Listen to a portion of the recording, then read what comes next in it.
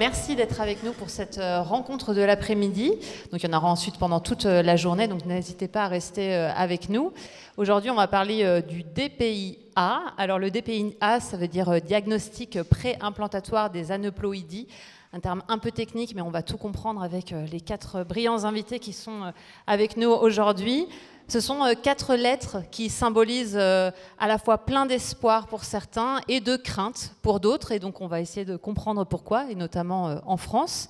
Donc, moi, je m'appelle Josépha Lopez, je suis journaliste au Monde. Et donc, je suis avec vous et avec l'association BAMP aujourd'hui pour animer cette rencontre. Et je reçois sur ce plateau 4 invités. Donc, le professeur Albert Obrador. Bonjour. Vous avez chacun un micro. Oui, celui-là ou là. Oui, allez-y, allez-y. Bonjour. Bonjour. Donc vous êtes biologiste, vous venez d'Espagne pour le week-end et pour nous rencontrer, et vous allez donc nous parler de votre expérience en Espagne sur le DPI-A. Exactement. Merci pour l'invitation. C'est toujours sympa d'être à Paris. Merci. Avec plaisir. Meryl Toledano, le docteur Meryl Toledano, bonjour. Bonjour. Vous êtes donc gynécologue à l'hôpital américain de Paris et cofondatrice de l'Institut médical de la fertilité. Vous orientez notamment des patientes vers le DPI-A et parfois aussi vers l'Espagne. Et donc, vous nous expliquerez ce qu'il en est et pourquoi. Merci à vos côtés, de m'avoir invité aussi. Avec plaisir. À vos côtés, le professeur François Vialard, bonjour. Vous êtes généticien et vous vous êtes beaucoup mobilisé concernant et sur le DPI-A, notamment pendant les débats sur la loi de bioéthique. On reviendra peut-être là-dessus aussi. Moment douloureux, non, je pense. On peut peut en revenir, mais... On évoquera quelques souvenirs, mais on essaiera aussi de se projeter, n'est-ce pas? Et à mes côtés aussi, Valentina Roux, bonjour. Bonjour. Et donc vous êtes une patiente française qui est allée en Espagne. Et donc là, vous retrouvez un petit peu les médecins que vous avez rencontrés sur place et nous parler de votre expérience et du DPI-A. Bien entendu, on prendra vos questions si vous en avez juste après. N'hésitez pas à les noter, voire même peut-être pendant d'ailleurs, s'il y en a qui vous viennent au fur et à mesure, on peut les prendre, ça évite de les oublier. Alors peut-être commençons par le début, même si je me doute que beaucoup d'entre vous là sont un peu spécialistes ou sont devenus spécialistes de toutes ces questions de PMA, mais on va peut-être revenir sur les termes. Qu'est-ce que le DPI-A et depuis quand cette technique existe-t-elle? Peut-être déjà en France et ensuite en parler en Espagne. Alors en France, ça va être vite. En fait, il y a un projet de recherche qui a démarré il y a à peu près 3 ans, le projet d'EVIT sur l'âge maternel. Donc c'est regarder les embryons des femmes de plus de 38 ans. Et puis c'est tout. Voilà, donc c'est tout, puisque on parlera après. La révision de la loi de bioéthique ne nous a pas permis en fait d'implémenter cette technique en France pour différentes raisons.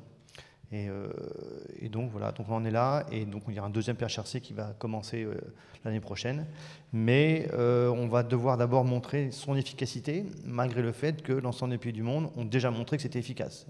C'est la particularité française.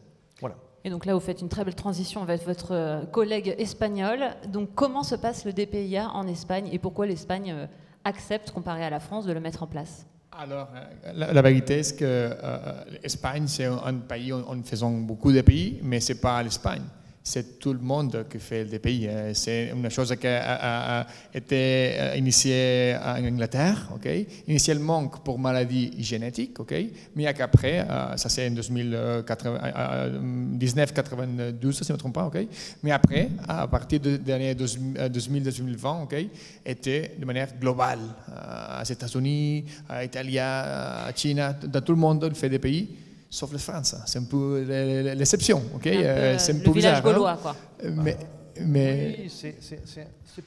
Oui, village gaulois et non, enfin je sais pas, mais en fait le DPI-A a commencé effectivement il y a maintenant à peu près 25-30 ans.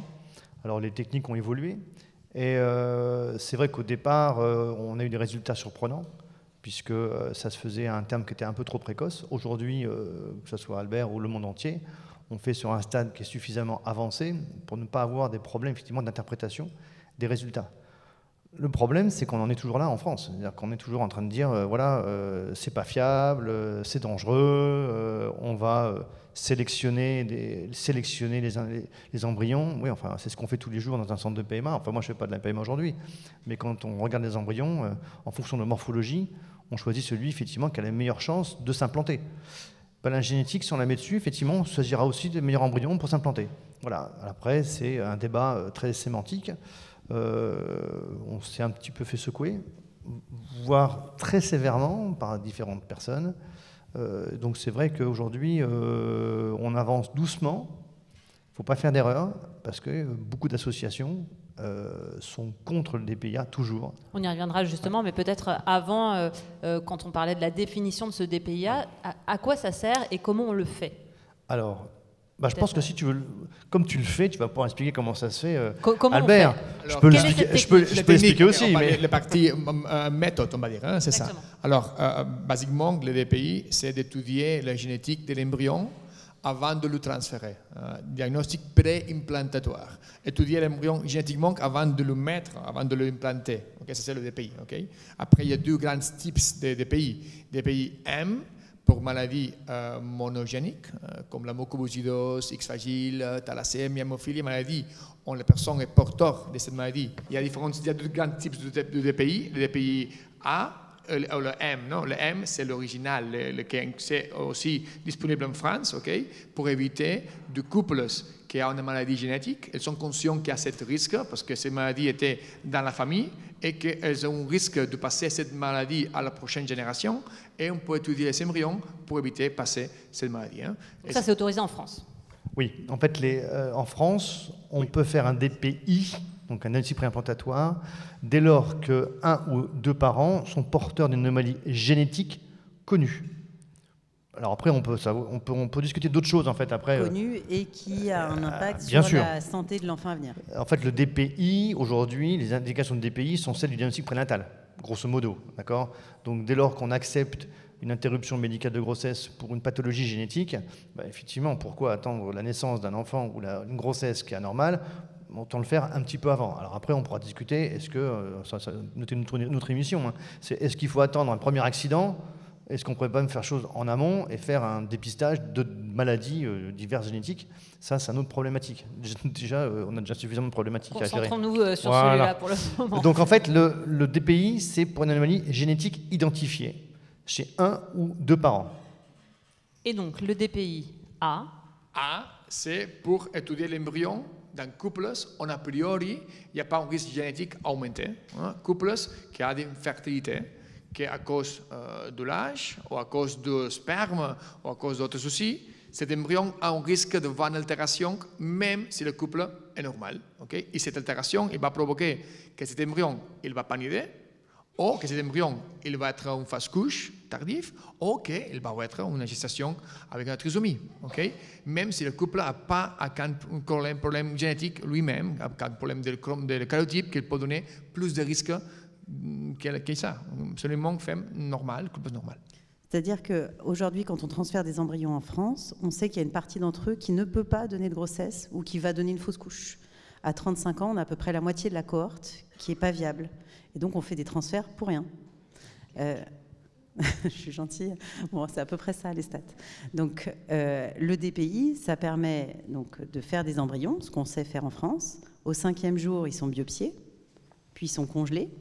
Et 3 ou 4 semaines plus tard, on a les résultats. Donc en Espagne, c'est plutôt bien fait, c'est-à-dire que l'équipe qui fait le DPI n'est pas au courant de la formule, du sexe, par exemple, de l'embryon. Il n'y a pas de dérive eugénique, on ne connaît pas la couleur des yeux ou des choses comme ça. C'est juste embryon 1, il est normal, embryon 2, il n'est pas normal, et ils vont transférer en fonction. Docteur Toledano, vous travaillez en France, où donc, on l'a compris, cette technique n'est pas autorisée. Qu'est-ce que vous répondez aux couples, aux femmes qui sont rendus à plusieurs tentatives de PMA, qui ne fonctionnent pas? Il m'arrive assez fréquemment, devant des échecs de tentatives, de leur expliquer ce que c'est un DPI et de leur proposer de les envoyer à l'étranger. Quand je transfère une dizaine d'embryons et que la patiente n'est toujours pas enceinte ou qu'elle fait fausse couche sur fausse couche, c'est de la torture en fait. C'est de la torture pour la patiente, c'est un peu de la torture aussi pour le médecin, parce que faire des choses inutiles, c'est terrible. C'est l'argent perdu pour la Sécu, tout le monde est perdant. Donc au bout d'un moment, effectivement, c'est dans l'intérêt de tout le monde d'aller biopsier les embryons et de faire de la PMA utile. C'est un avis partagé par vos collègues français? En immense majorité, les collègues qui font de la PMA, ils sont de cet avis, oui. Alors je serai un peu plus nuancé. La grande majorité, le problème, si vous voulez, c'est qu'en France, parfois, on étudie un petit peu trop ceux qui sont contre certaines choses. Et c'était un problème qu'on a eu, c'est qu'il y a quelques personnes qui sont contre cette analyse et qui ont argumenté effectivement la fiabilité de cette analyse. Voilà, donc maintenant, est-ce que c'est utile? Oui. Est-ce que ne pas le faire, c'est maltraitant pour la patiente? Oui, il faut être clair. Est-ce que ça a une utilité? La réponse est également oui. Et comme l'a très bien expliqué Meryl, c'est que cet embryon-là ne donnera pas de grossesse ou donnera une fausse couche. Donc, quel est l'intérêt? C'est quoi le but de l'AMP? C'est d'avoir un enfant en bonne santé à la maison. C'est de pas avoir une fausse couche. Hein. On ne voit pas l'intérêt, en fait, de continuer dans cet exemple. L'exemple que donnait Meryl aussi, c'est 10 embryons transférés. Oui, probablement qu'effectivement, il y en a beaucoup qui sont anormaux. Donc pourquoi en fait continuer à s'acharner sur quelque chose où finalement on sait qu'on n'est pas efficient? Et je pense que, comme l'a dit Meryl, et comme tout à l'heure, c'est qu'en fait c'est très frustrant pour l'ensemble des équipes médicales de savoir qu'on va avoir un embryon qui a une belle morphologie, ok, mais un embryon qui a une anomalie chromosomique, il peut être très beau. Et ça se voit pas. Et ça se voit pas. Voilà. Sur ces embryons, vous parliez de 10 embryons transférés. Finalement, ça permet de gagner du temps, ce DPIA. C'est-à-dire que le DPIA ne va pas permettre d'avoir de nouveaux embryons ou de les faire évoluer d'une certaine façon, mais ça va juste permettre de voir si, parmi ces 10-là, il y en a certains qui sont beaux, d'autres un peu moins bien. Tout à fait. Et l'âge joue beaucoup. C'est-à-dire que chez une patiente qui a une trentaine d'années, on se dit que quand même, on a de grandes chances de tomber sur le bon embryon. Peut-être pas du premier coup, mais voilà. Chez une patiente qui a 40 ans, on a plus de chances de tomber sur un mauvais embryon. Donc autant aller directement sur l'embryon qui va donner la grossesse, quitte à ne pas avoir d'embryon normal, et au moins la patiente, elle peut passer à autre chose aussi. Si on fait tout un DPI, 1-2 cycles, et qu'à chaque fois tous les embryons sont anormaux, elle va réfléchir au don d'ovocytes, elle va arrêter de perdre son temps. Ça c'est un argument qui est vraiment majeur. Hein. Et ça, c'est ce qu'on essaie de montrer, c'est que pourquoi faire des tentatives à répétition dès lors qu'on a zéro chance? Et je pense, encore une fois, quand on parle de maltraitance chez la femme, une femme qui fait une tentative, 2 tentatives, 5 tentatives, si à la première tentative, on voit que tous les embryons sont anormaux, déjà, nous, en tant que généticien, je vais dire, on va ralentir un petit peu. J'ai discuté avec mes collègues d'assistance médicale à la procréation, et c'est vrai qu'on va orienter la patiente vers autre chose. Le don, par exemple? Oui, c'est ça, c'est le don. Hein. C'est le don, parce que faut être clair aussi, hein, les anomalies chromosomiques de type effectivement aneuploïdie, c'est d'origine maternelle. Hein, dans l'ultra grande majorité. Hein, c'est-à-dire que si on les prend toutes, on est à plus de 95%. Donc c'est vraiment d'origine maternelle. Donc c'est vraiment l'ovocyte qui présente cette anomalie. C'est tout à fait naturel. Hein, c'est comme ça. Notre espèce est comme ça. C'est-à-dire qu'on crée des ovocytes qui sont anormaux. Et cette proportion augmente avec l'âge. Donc, encore une fois, Meryl est très bien, c'est que au-delà de 38 ans, oui, c'est un peu dommage de pas l'utiliser. Alors, ça ne sert à rien pour une femme de 30 ans, je pense, à la première tentative, études randomisées qui ont été très bien faites, qui ont montré qu'il n'y avait aucune utilité, mais dans certaines situations, oui, il faut le faire. Docteur Obrador, qui sont les femmes qui viennent vous voir en Espagne? On a différents types de patients. Hein. On a patients qui font des pays, patients couples de femmes, femmes célibataires, il y a différents groupes de patients. Okay? Mais si on parle de pays, ce sont de femmes qui possiblement ont déjà fait de PMA en France, qui n'ont eu jamais de nidation ou de fausse couche, et qui souhaitaient de voir, comme Tolano disait, si les embryons sont bons ou non, ou s'il y a d'autres soucis. En fait, chez moi, avoir un embryon de pays correct, c'est le premier étage. On doit arriver à là. Si on ne songe pas là, on ne va pas continuer. Okay? Dans une femme qu'il y a beaucoup d'embryons, si on ne fait pas le DPI, on perd beaucoup de temps, hein, comme Dr. Anna disait. Mais si je fais le DPI rapidement, et malheureusement, ces embryons ne sont pas bons, on peut passer à autre chose, on peut réessayer autre FIP. Parce que dans la FIP numéro 2, quelquefois, on peut voir quelques chances de voir quelques embryons normaux.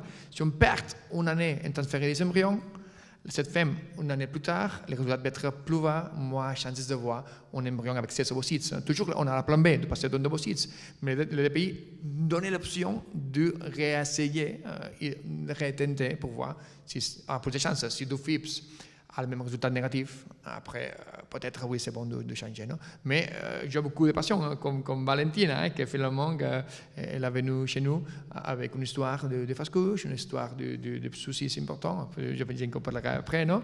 Mais je vois toutes les patients. Non? Mais l'objectif, c'est, avoir un embryon correct. Sinon, c'est rien de transférer embryon pour rien. Aussi, c'est le voyage. Aller à l'Espagne, c'est pas gratuit. Aller à une clinique privée en Espagne n'est pas gratuit. Okay? Ça, c'est beaucoup d'énergie, beaucoup d'argent pour le patient. On va faire cette énergie si l'embryon est bon. Sinon, meilleur de rien faire. Et comment se passe alors la prise en charge? Imaginons un couple qui donc, a fait plusieurs tentatives en France, qui finalement se décide à aller en Espagne parce qu'il est conseillé par un gynéco en France. Comment se passe le cycle de PMA chez vous? À quel moment est fait le DPI? À quel moment le couple doit revenir pour faire le transfert, par exemple? En fait, les ramifications des choses sont faites à maison de la patient, avec les professionnels. En France, en fait. En lien, en fait. Oui, on fait toute la phase avant les échographies, elles sont faites en France, et la patiente, elle va en Espagne pour sa ponction, et elle y retournera pour son transfert. Mais on essaie de faciliter au maximum leur tentative, parce que c'est déjà compliqué. Et puis bon, chez Albert, ils sont très prévenants, et donc voilà, ils les aident, mais elles y vont le moins possible, et c'est-à-dire 2-3 fois au total. 3 fois. 3 fois, oui. Première consultation, ponction et transfert. 3 jours. Il n'y a pas besoin de rester 15 jours parce que c'est complexe. Il n'y a pas besoin. On a des professionnels top en France qui pour faire le contrôle du cycle. Non? Mais la partie chirurgicale doit être faite en Espagne. L'extraction des ovocytes, parce que sinon on ne peut pas faire des pays. Non? Mais on essaie de faire le plus facile pour le patient. Et donc forcément, comparé à la France où souvent, après la ponction, se fait le transfert à J3 ou J5, là c'est un peu différent, et donc vous allez nous expliquer, il faut attendre quand même un peu de temps, le temps de faire ce DPI. Exactement. Nous sommes obligés à congeler ces embryons, oui ou oui, parce que le DPI ils prennent 15 jours, 3 semaines maximum, on doit congeler l'embryon à J5. Le DPI en Espagne ou dans le monde est fait normalement à J5, hein, même si avant était fait à J3, ok, maintenant en faisant J5, on attend donc à blastocyste. Et après, on congèle, et après, la patient part à la maison, et une fois on a le résultat, revient pour le transfert. Et donc, qu'est-ce que vous regardez dans ces embryons à J5 sur ces blastocytes? Qu'est-ce que vous allez aller chercher, analyser? Qu'est-ce qui peut permettre de faire cette sélection? Alors, je ne sais pas d'ailleurs s'il faut parler de tri ou de sélection des embryons. Il faut une biopsie. Oui. Ils prennent une cellule de l'embryon qui est analysée, ils regardent la formule chromosomique, en gros. 10 à 20, quoi. 10 à 20 cellules, quand même. Je dis 10 à 20 cellules. De quoi? Tu prends 10 à 20 cellules trafectodermes. Tu prends pas une Combien il y a cellule. de cellules dans une biopsie? 5-7 cellules. Ça dépend, quoi. Ouais. Si, le blastocyste, oui. On a dizaine, oui. Ouais. Donc la totalité de l'embryon n'est pas totalement analysée. Ah bah non, possible. il y a Un certain nombre l'embryon de après. En fait, Non, mais c'est ce que reprochent certains critiques du DPI, par exemple. Bah, c'est de se dire, on analyse certaines cellules, on va juste analyser ça. Peut-être qu'on va se dire il n'est pas bon, alors que finalement... C'est vrai. Ça, c'est une de la limitation du DPI. Le DPI, comme toutes les techniques médicales, ce n'est pas infaillible. Toujours il y a un risque, toujours il y a un risque de diagnostic incorrect dans tous les côtés médicaux. Non? Le risque qu'on a sur le DPI, c'est que les portions de l'embryon qui ne tuent, ce n'est pas les vrais fœtus futurs. Les stem cells, c'est la partie extérieure, le trophectoblast, qui s'appelle, qui va être à la placenta. Hein? Mais c'est vrai qu'il y a le risque que cette partie était bonne, et le reste de l'embryon est mauvais. Ça s'appelle mosaïcisme. Okay? Mais ça, on détecte aussi. Dans la biopsie, on peut voir si l'embryon est mosaïque ou non, et en quel pourcentage de mosaïcisme c'est. Et en fait, il y a des embryons mosaïques qu'on peut utiliser comme un plan B, okay? Et qui ici peut donner des bébés nés, comme un plan B. Hein? Mais comme toute technique médicale, a toujours un risque de misdiagnosis ou de pas diagnostic correct. C'est comme ça, mais c'est petit. C'est connu en fait. Le mosaïcisme placentaire, ou la discordance en fait placentaire, c'est une discordance entre l'embryon, le fœtus, et le placenta. Ça, on fait ça très très bien, on se connaît, puisqu'en fait on appelle les biopsies visothécoriales, et on analyse le placenta, et parfois il y a des discordances entre le placenta et le fœtus. C'est connu. Voilà, donc en fait on va retrouver la même chose sur un blastocyste. Après, l'embryon mosaïque, il est évident que certains embryons mosaïques, on ne va pas les transférer. Parce qu'on sait qu'associé à ça, on a un risque effectivement d'avoir une grossesse évolutive. D'accord ? Mais si vous avez un embryon qui est en mosaïque, sur une trisomie par exemple, on sait qu'il ne donnera quasiment pas de grossesse ou alors une fausse couche extrêmement précoce. S'il n'y a que cet embryon-là, avec 50% émettons des cellules qui sont anormales, il y a quand même 50% qui sont normales. Et donc si on a une grossesse évolutive, ça veut dire que la grossesse est adaptée. La capacité de l'embryon à se corriger existe. Ça s'appelle les rescues, en fait, où l'embryon est capable finalement d'éliminer le chromosome qui n'est pas normal. Et donc en fait, ça peut avoir une grossesse évolutive. C'est pour ça qu'on peut en fait se permettre de transférer certains embryons qui ont des mosaïques. Pas tous. Alors l'exemple typique, c'est le chromosome 21. Si vous transférez effectivement un embryon qui a une trisomie 21 mosaïque, vous allez avoir une grossesse avec une trisomie 21 ou une trisomie 21 mosaïque. Vous prenez un gros risque. Si vous prenez par exemple une trisomie pour le chromosome qui est le plus grand, le chromosome 1, vous prenez quasiment aucun risque. Parce que de toutes les façons, ça ne sera pas viable, ça donnera même un échec d'implantation extrêmement précoce. Donc voilà, c'est toute cette discussion qu'on doit avoir entre le généticien, le responsable, effectivement, l'MPiste, et puis le couple, en fait. Ce n'est pas à nous de décider. C'est-à-dire qu'on présente les résultats, et après le couple va dire, voilà, qu'est-ce que je vais vouloir, en fait. Après, il faut lui dire, voilà, quels sont les risques. D'accord ? Après, s'il y a un embryon qui a, par exemple, une trisomie 21, et le patient dit, c'est le seul qui a, je veux qu'on me le transfère, je ne vois pas pourquoi on ne le transférerait pas. Ce n'est pas à moi de décider, simplement c'est de présenter un résultat et donner des chances de grossesse d'un embryon pour, encore une fois, avoir un enfant à la maison en meilleure santé si possible. Mais encore une fois, nous, on ne décide pas. C'est le couple qui va décider. Mais ça, c'est exceptionnel. On doit comprendre que l'embryon mosaïque, c'est un pourcentage petit. Ce n'est pas une chose qu'on voit tous les jours. La majorité des embryons sont bons, oui ou bon, non. Le résultat est clair. Mais c'est vrai qu'il y a quelques, mais c'est marginal. Ce n'est pas le plus fréquent des résultats. Mais justement, ça va à l'encontre des critiques qui sont faites sur le DPI. On ne jette pas à la poubelle n'importe quel embryon. Tout est réfléchi. Il y a une discussion entre le génie. Enfin, on ne fait pas n'importe quoi. Voilà. Et en fait, toute la problématique qu'on a eue lors de la loi de bioéthique, c'est qu'on a discuté du marginal. Ouais. On n'a pas discuté en fait de l'essentiel. C'est transférer un embryon qui a les meilleures chances de donner une grossesse évolutive. Et on s'est arrêté sur une toute petite proportion et se sont focalisés là-dessus. Et c'est pour ça qu'en fait, on n'arrive pas à avancer. Non, mais ça, c'est les détracteurs du DPI, je pense, justement, ils saisissent. Ils nous ont parlé pendant des semaines des embryons chimères. C'est quoi ? Alors, une chimère, c'est une fusion entre deux embryons. Donc, de toute façon, déjà, les vraies chimères, c'est, moi, dans mon expérience de généticien, une fois.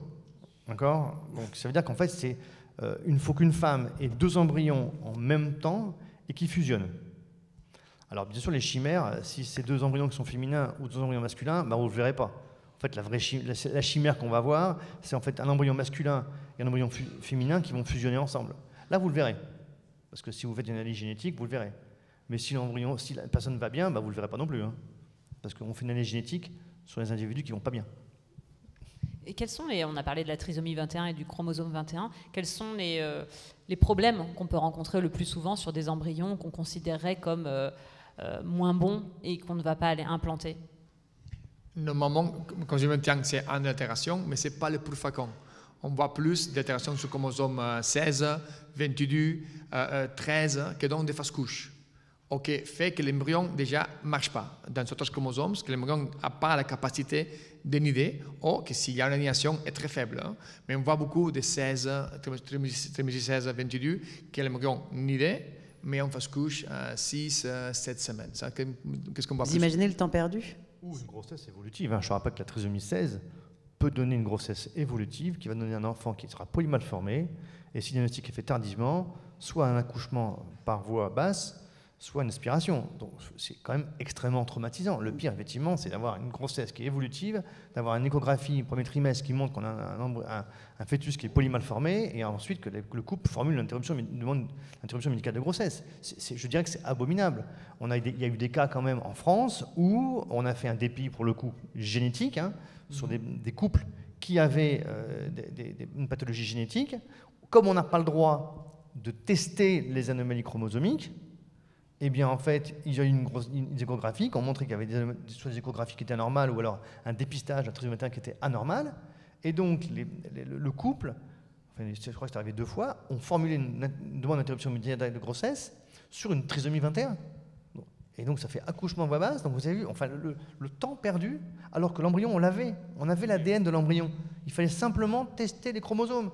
C'est quand même aberrant de mettre... Alors, c'est l'exemple, je dirais, le pire qui existe. C'est-à-dire qu'on met tout en place. On fait un DPI, on a l'ADN de l'embryon, et on voudrait faire une technique en plus, et on nous dit non. Alors qu'on a tout, on a déjà tout. On marche sur la tête. On marche sur la tête, et d'autant plus qu'on marche sur la tête, c'est qu'en France, on a un dépistage des anomalies chromosomiques. Hein, le dépistage non invasif de la trisomie 21, aujourd'hui, on ne fait pas que le chromosome 21, on fait tous les chromosomes. Et la technique qu'on utilise pour faire ce dépistage, c'est quoi? C'est la technique qu'on utilise pour analyser l'embryon. Tout est en place, en fait. Mais il y a tout. Oui, on pourrait le faire. Non, mais ce qui est aberrant aussi, c'est qu'aujourd'hui, quand une femme est enceinte, elle va avoir un dépistage, et s'il y a une anomalie chromosomique, elle a le droit d'interrompre sa grossesse, quel que soit le terme. Donc en fait, on interdit de vérifier en amont, et une fois qu'elle est enceinte, on peut arrêter la grossesse. Enfin, ça n'a pas de sens.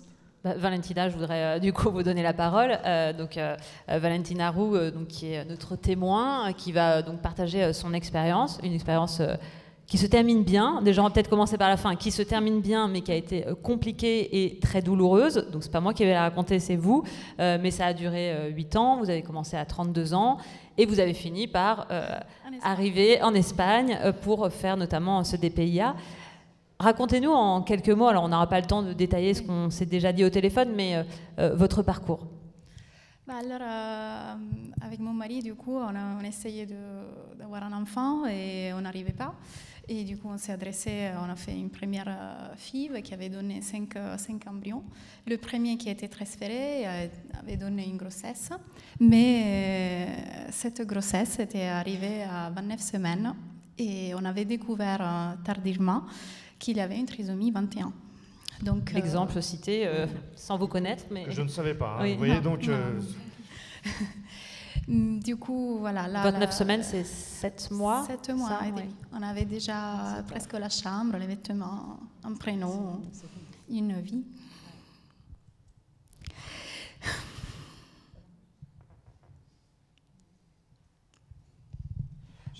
Enfin, là, je pense qu'on a l'exemple typique.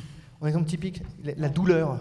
La douleur, c'est quelque chose. Enfin, moi, je ne suis pas une femme. Hein. Je ne suis pas une femme, mais je rencontre tout le temps des femmes. Hein. Toutes les semaines, je vois des femmes qui ont des anomalies chromosomiques.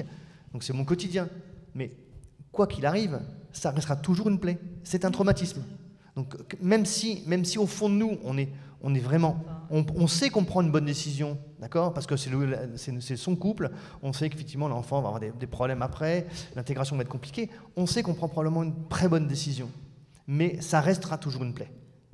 Aucune femme ne fait une interruption médicale de la grossesse par plaisir. Il faut qu'on arrête de dire c'est pas vrai. C'est douloureux pour le couple. C'est la femme qui le vit, hein, mais pour le conjoint, c'est pareil. Hein. Alors, il le vit moins, je dirais, physiquement, mais c'est extrêmement douloureux. Donc, bon, je vous laisse continuer, mais voilà, je pense que je ne connaissais pas le cas. J'en ai un exemple, mais vous voyez, donc, si vous voulez, c'est du concret. Hein. C'est tout à fait vrai, parce que le couple traverse aussi des moments très, très compliqués. Et nous, on a mis, moi surtout, j'ai mis 2 ans pour me pardonner et reprendre en fait d'où on s'était arrêté. Et on avait enchaîné d'autres transferts, comme ça un peu dans le vide, parce qu'on avait essayé de forcer d'avoir des examens de plus, mais malheureusement, comme mon mari et moi, on est en bonne santé, on n'a pas de maladie connue, du coup, on ne pouvait pas accéder au DPI. Et du coup, on a vu le professeur Vialard qui nous avait donné un très bon conseil. Et nous, vous le rappelez pas, mais vous nous avez ouvert vraiment vous nous avez donné la possibilité de réfléchir à aller en Espagne parce que vous nous avez dit si vous voulez jouer à la roulette russe, restez en France, sinon partez. Et ça ne pouvait pas être un conseil plus clair, plus fort, mais c'était la vérité. Parce que des fois, on le sent, mais on avait besoin de se l'entendre dire par quelqu'un qui connaît très très bien le milieu. Du coup, on s'est lancé dans cette aventure et on a trouvé dans notre chemin le professeur Obrador et son équipe qui est exceptionnelle. Et du coup, On a fait une première ponction avec 4 embryons et 2 n'étaient pas bons et 2 par contre étaient OK. Et 1 est devenu la plus belle fille qu'on a à la maison. Et aujourd'hui, elle a presque 9 mois. Et c'est mon rayon de soleil. Voilà, donc cette histoire finit bien. Oui. C'était la principale des choses à dire. Quand vous voyez des témoignages comme ça de patientes qui, à la fois, ont un grand sourire, mais en même temps sont passées par des épreuves très difficiles et qu'elles ne digéreront sûrement peut-être pas, en fait, dans leur vie. Voilà, c'est une douleur qui restera, vous le dites. Comment on réagit ? Moi, ça me met en colère. Ouais. Que des gens qui sont complètement en dehors de ce milieu prennent des décisions sur la santé des femmes, ça me rend dingue. Je pense que les législateurs doivent entendre ces témoignages et doivent prendre en compte nos témoignages aussi, notre expérience. Je ne comprends pas pourquoi nos voix de médecins, généticiens, biologistes ne sont pas assez écoutées. Je veux dire, on est là pour le bien des patientes, en fait. C'est tout l'intérêt de notre métier. On est là pour qu'elles aient des enfants en bonne santé. C'est notre objectif. Donc, on en parlait la dernière fois au téléphone, puisqu'on s'est eu au téléphone, forcément avec Valentina avant, et vous le disiez, elle rebondissait sur ce que vous disiez tout de suite, c'est-à-dire on autorise que des femmes avortent et donc mettre fin à un début de vie d'embryon, mais par contre on ne permet pas justement de l'analyser avant, et c'est quand même assez contre-productif. C'est pas logique. C'est pas logique, oui. Alors, je vais te... On aurait juste avoir la possibilité de prendre un choix, de nous dire vous avez un embryon qui n'est pas sain, est-ce que vous voulez le transférer ou pas? J'aurais pu dire même oui et me lancer dans cette aventure, mais moi choisir, pas me retrouver avec un bébé dans le ventre et là avoir le choix. C'est vraiment innaturel. Parce que déjà, si je décide de prendre ce chemin de PMA, ça veut dire que je veux faire des choix. Et je voudrais les faire dès le début. Et ne pas attendre 8 ans avant de... Oui. Voilà. Est-ce que lorsqu'on fait un DPIA, que des embryons donc, sont conservés parce qu'ils sont en bonne santé, enfin, en tout cas, vous considérez qu'ils vont pouvoir être transférés, est-ce qu'on est sûr et certain à 100% qu'on va avoir une grossesse ? Non. Malheureusement, non. L'embryon, c'est sûr que c'est une partie importante pour le résultat. Avec Valentina, on a eu la chance de réussir le premier transfert, mais ce n'est pas toujours comme ça. Il y a d'autres facteurs. Les facteurs utérines, les facteurs immunitaires. Dans les pays étudiés les chromosomes, mais aussi il y a la partie génétique qu'on ne contrôle pas. Il y a beaucoup de facteurs. Mais c'est clair que mettre un embryon de correct, déjà sur 80% de réussite, c'est là. Oui, ça marche quand même mieux que quand il n'est pas normal, quoi. Étant donné qu'il y en a quand même 1 sur 2 qui est anormal, c'est sûr que ça marche beaucoup mieux. Vous le disiez quand même, c'est-à-dire que dans la vie normale, quand on ne parle pas de PMA, etc., dans tous les cas, il y a à peu près quoi, sur des couples fertiles, une chance sur 4, 25% de chance à chaque tentative que ça aboutisse. Ça dépend, mais au moment où les gens sont les plus fertiles, on va dire, 25 ans, on parle sur ça, on a une chance sur 4 à peu près d'avoir un enfant. Ouais, à peu près. Un peu plus ? Ouais, je pense qu'on a un peu plus. Un peu 25 plus. ans, oui. Okay. Ah, naturellement, oui. Naturellement, oui. Sur un cycle. Oui, sur un cycle classique, naturel, 25%. Oui. Donc ça veut dire qu'effectivement, naturellement, c'est normal d'avoir des embryons qui ne sont pas Bien sûr. viables. Bah, c'est pour ça qu'on n'est pas enceinte à chaque cycle. Et effectivement, tout à fait. En fait, il y a beaucoup de fausses couches naturelles aussi, biochimiques dans la nature. 1 sur 5 femmes dans la rue a eu une fausse couche dans sa vie. Femme qui est tombée enceinte à la maison, 1 sur 5. Il faut quand même s'imaginer qu'une grossesse sur 5, j'ai dit tout à l'heure, s'arrête par une fausse couche. Donc c'est naturel, hein. On est vraiment sur les... moi je voulais revenir sur une chose, c'est que vous étiez là, on fait le dépistage, on fait les IMG. Enfin, je pense qu'on est à un moment où on réfléchit beaucoup sur la maltraitance de la femme. Oui, bah justement, parlons-en, allons jusqu'au bout du système. Aujourd'hui, notre président veut mettre dans la loi l'interruption volontaire de grossesse. Est-ce que vous imaginez combien on fait d'interruptions volontaires de grossesse en France ? De plus en plus. On en est à une grossesse sur 5 évolutive. Donc là, on parle de 200 000 grossesses. Nous, on parle d'une toute petite proportion de femmes qui ont des indications bien particulières. Simplement, vous restez juste regarder les embryons. Et ça, on ne peut pas. Mais juste, on ne demande pas beaucoup de choses. Alors après, on nous dit, oui, mais des généticiens, vous êtes des fous furieux, parce qu'en fait, vous allez après faire autre chose. Non, non. On a des lois en France, c'est-à-dire que tout laboratoire de génétique a un bilan à faire tous les ans, qui est long, très chiant et contrôlé. D'accord ? On le fait ça pour le diagnostic prénatal, on fait ça pour le postnatal. Tous les laboratoires qui font du DPI le font le même bilan, donc c'est beaucoup de paperasse. D'accord ? Je ne sais pas s'ils le lisent vraiment, mais en tout cas, on doit le faire. Donc on est ultra contrôlé. Pourquoi voulez-vous qu'on transgresse la loi pour les embryons? Ben non, en fait. C'est quelle est la question qu'on se pose? Comment on peut la résoudre? Qu'est-ce qu'on ne veut pas faire? Parce qu'il faut être clair aussi, hein. Nous, en tant que généticiens, il y a des choses qu'on ne veut pas faire. Moi, par exemple, vous ne me ferez jamais regarder un chromosome X et un chromosome Y. Je sais que ma limite du DPI A sera que parfois, je transférerai des embryons qui ont en fait, non pas 46 chromosomes, mais 45 chromosomes parce qu'il manque un chromosome sexuel. Ça, je l'assume. Mais j'assume totalement. Par contre, je veux aucune dérive. Je ne veux pas, effectivement, qu'on me dise « Ah, oui, vous avez, effectivement, moi je veux un embryon, alors qu'il soit blond, plutôt un garçon, aux yeux bleus, hein, si c'est possible, à peu près 1m90, musclé quand même, hein, bien galbé. » Voilà. Non, mais je plaisante, mais c'est de l'humour un petit peu provocateur. Mais non, c'est pas possible. Donc, on sait ce qu'on cherche. Les aneuploïdies, ça crée des fausses couches. Ou alors, ça crée des échecs d'implantation. On va transférer des embryons, on va donner un espoir qui sera nul, parce qu'en fait, ça ne marche pas. Si effectivement une patiente, et je crois qu'il y en a beaucoup qui ont des échecs d'implantation, mais s'ils sont tous anormaux, eh ben oui, on va vers autre chose.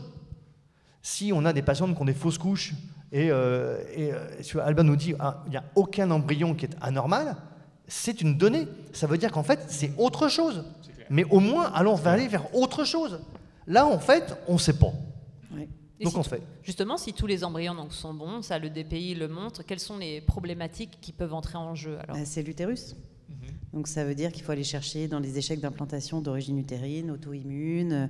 Il y a tout un tas d'examens à faire qu'on fait. De toute façon, nous en France, on fait tout ce qu'on peut faire, donc on les fait quand même. Hein, mais effectivement, ça donne une indication. Je veux juste revenir sur l'histoire de « on ne fait pas confiance aux médecins français ». Il suffit de regarder ce qui se passe en Espagne. Je veux dire, ça fait des années qu'ils font du DPI, il n'y a pas de dérive. Hein.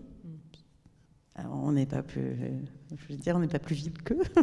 Pensez que le DPI, c'est une manière d'améliorer les pays humains, du phénogénisme. Ça, c'est une simplification de le ciné. Ce n'est pas la réalité, c'est ce qu'on ne cherche pas. On ne peut pas faire ça non plus. C'est pas possible de faire ça non plus. On y manque, on regarde si l'embryon est bon ou non. On ne change pas l'embryon, on ne peut pas améliorer l'embryon. C'est dommage. J'aimerais d'améliorer l'embryon.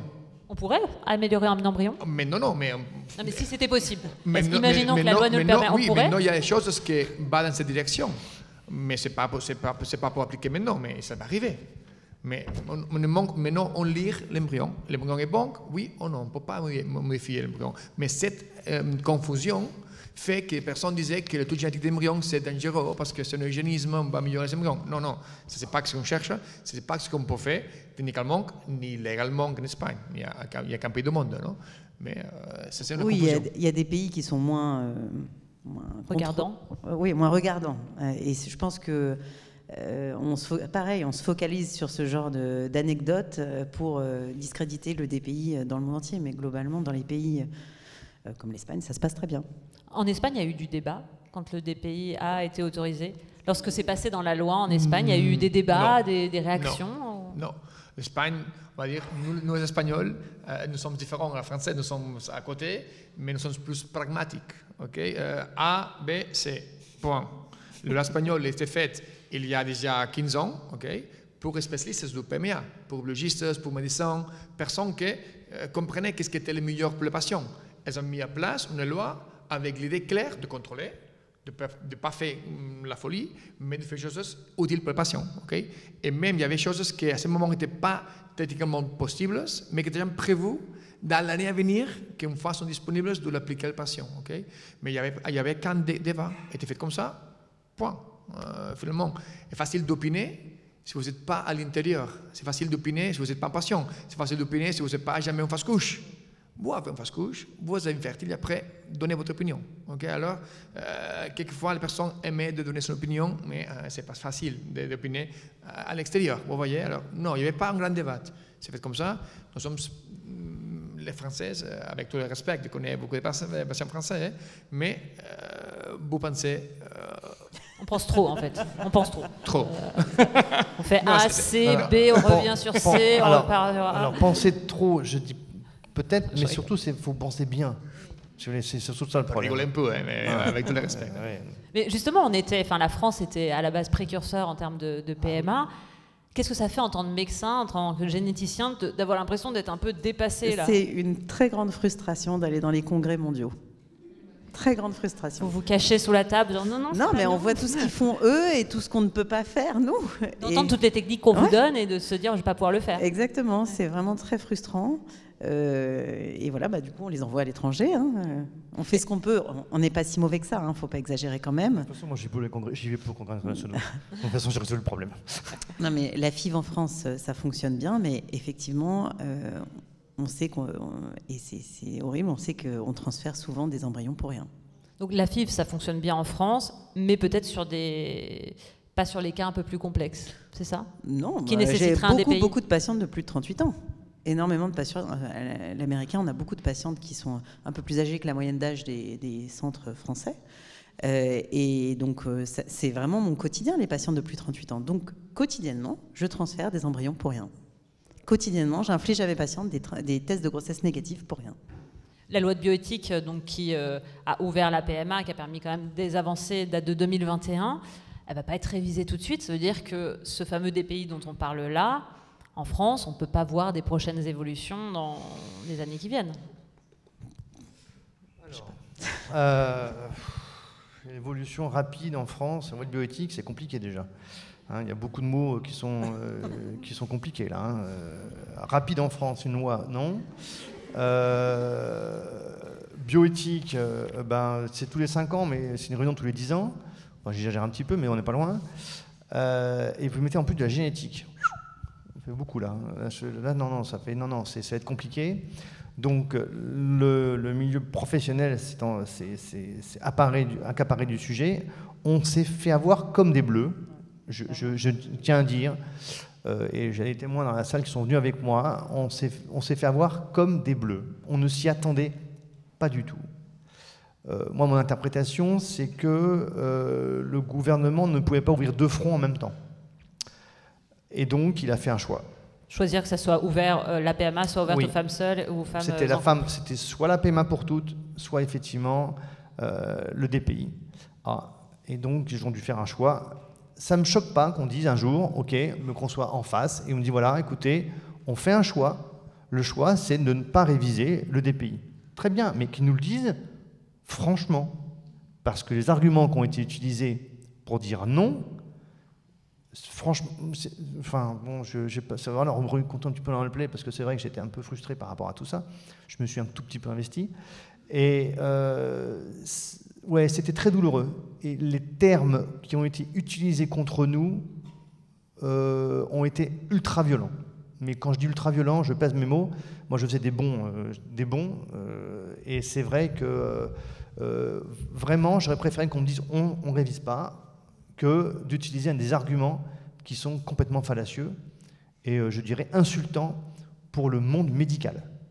Quand vous avez des associations, plusieurs, qui viennent et que tout le monde est d'accord, donc c'est les associations qui représentent la profession, que ce soit l'AMP, que ce soit la génétique, que ce soit la cytogénétique, que ce soit les patients, d'accord, tout le monde est d'accord. Et tout d'un coup, il y a 2 ou 3 gugus qui arrivent et disent « Ah, moi, c'est pas bon parce qu'envoyer cette technique-là, potentiellement, ça peut être dangereux. » Et qu'on écoute effectivement ces 2 personnes qui ne font pas partie de l'association médicale, qui ne s'intéressent pas aux patientes, c'est extrêmement humiliant et c'est extrêmement agaçant, pour pas d'autres termes. Donc ça, c'était vraiment très mal vécu. Maintenant, voilà, on s'organise. Donc il y a 2 PHRC qui ont été validés. Un sur... l'âge maternel, dirigé par Catherine Patra sur Cochin. Le deuxième qui va commencer en avril, que je dirige sur les fausses couches à répétition. Il faut, on va montrer qu'on sait le faire. 2, il est hautement probable qu'on ait des bons résultats. Donc une fois qu'on aura ça, ah bah oui, ça va être plus compliqué de nous dire qu'on ne sait pas faire. Et puis je pense que ce soit Catherine ou que ce soit moi, on va faire effectivement le maximum de choses pour montrer qu'on est en capacité et que ce qu'on analyse, c'est pas n'importe quoi. Voilà. Mais il faut montrer patte blanche. Alors que la techno, ben, moi demain, je la mets en place. Hein. Donc voilà, ça ne me prend pas beaucoup de temps. Hein, C'est pas si complexe que ça, du coup. Ah non. Non, non. Docteur Obrador. Est-ce que c'est une technique très très complexe? Non. Oui. Non, en fait, le professeur Bizarre l'a dit déjà. Les techniques qu'on utilise pour voir les chromosomes, c'est fait déjà en France pour autre chose. Ce n'est pas une chose complexe, c'est déjà routine dans le laboratoire génétique français. On y manque à la biopsie, que c'est déjà faite dans le laboratoire de PME en France pour étudier autres maladies. C'est rien de complexe. On fait ça tous les jours à mon clinique. Mais c'est pour faire tous les jours dans tous les centres de PMA de France avec quelques formations, c'est sûr. Mais non, aussi, il y a une limitation en France. Pas tous les centres, c'est pour faire le DPI. C'est aussi bizarre. Alors, ça va évoluer quand même. Le projet qu'on est en train de faire, il y aura en France 21 centres qui vont pouvoir faire ce DPIA. C'était la volonté initiale de ce projet pour couvrir en fait toute la France, que ce soit public ou privé. Hein, l'hôpital américain, par exemple, fera partie des centres qui vont inclure. L'idée, c'est de montrer que ce n'est pas quelques labos qui peuvent le faire, c'est beaucoup de labos. Il y a effectivement un moment qui est critique, c'est la biopsie effectivement de ces cellules. Mais une fois que la cellule est biopsiée, on la met dans un tube, vous congelez, ou pas. Hein. Alors, chez Albert, tout est fait sur place, mais là, ça va être congelé, ça va être adressé dans les laboratoires qui vont faire l'analyse génétique. Il n'y a pas de problème, hein. Ça se fait dans le monde entier.